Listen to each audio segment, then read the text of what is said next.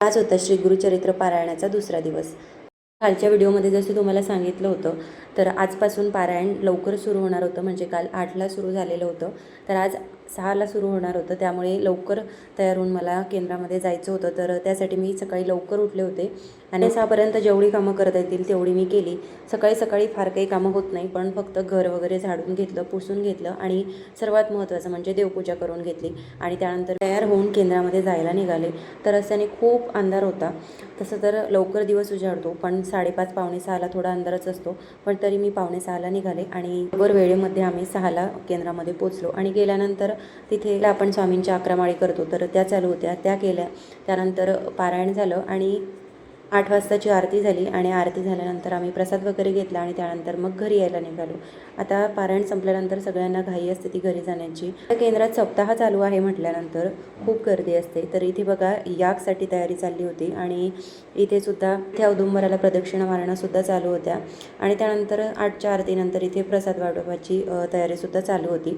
तर छान असा मी प्रसाद घेतला आणि त्यानंतर आले। आता घरी आल्यानंतर मुलांनासुद्धा खूप भूक लागली होती आणि स्वयंपाकात मला काहीतरी साधं करायचं होतं। म्हणजे आता बऱ्याच जणांना माहिती असेल, जेव्हा आपण हे पारायण करतो तर त्यावेळेस आपल्याला स्वयंपाकामध्ये मोहरी चालत नाही किंवा काही मसाले चालत नाही। बऱ्याच भाज्या अशा आहे, शेपूची, मेथीची भाज्या आपल्याला चालत नाही, तर त्यामुळे मग मी मोजक्याच भाज्या ठरवून ठेवलेल्या आहेत 7 दिवसांच्या आणि त्याच भाज्या मी सकाळच्या वेळेला करते आणि संध्याकाळी फारसं काही जेवायचंच नसतं। तसं आपल्याला याला उपवास करायचा नसतो, सकाळ संध्याकाळ जेवण केलं तरी चालतं।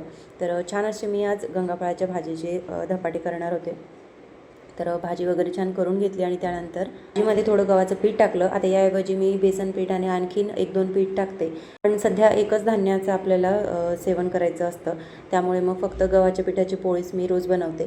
तर आज भाजीमध्ये मग मी गव्हाचं पीठ एकत्रित करून छान असे त्याचे धपाटे बनवले। आता सकाळी देवपूजा माझी झाली होती, पण बरीच कामं घरातली बाकी होती, पण आज जरा लवकर आले होते, म्हणजे जवळपास 8:30 पावणे 9पर्यंत मी घरी आले होते। त्यामुळे मग सगळी कामं माझी आज पटापट आवरली आणि काही फार वेळ नाही लागला, तर त्यामुळे सगळी कामं लवकर आटपून घेतली आणि सर्वांना भूक लागली होती, त्यामुळे मग अशी भाजीचे मी धपाटे केले आणि त्यानंतर ताट वाढवून घेतलं।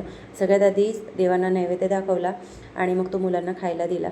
चला आता नैवेद्य तर तयार आहे। आता साधाच स्वयंपाक आज मी बनवला होता, फार काही केलं नव्हतं, तर हा नैवेद्य मी देवांना दाखवला आणि त्यानंतर मुलांना जेवायला दिलं आणि मी सुद्धा जेवण करून घेतलं। तर कसा वाटलं तुम्हाला आजचा मिनी ब्लॉग हे कमेंट करून मला नक्की सांगा आणि तुम्ही जर चॅनलवरती नवीन असाल तर चॅनलला लाईक, शेअर आणि सबस्क्राईब नक्की करा। परत भेटूया एका नवीन मिनी ब्लॉगमध्ये, तोपर्यंत बाय।